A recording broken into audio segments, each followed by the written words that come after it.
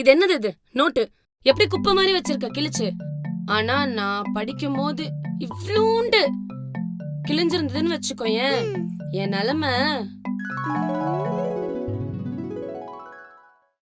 அப்பாடா, டியூஷன் முடிஞ்சிச்சுமா. ஏய் ஜெயஸ்ரீ, என்னம்மா? என்னது இது? புக் கசங்க இருக்கு.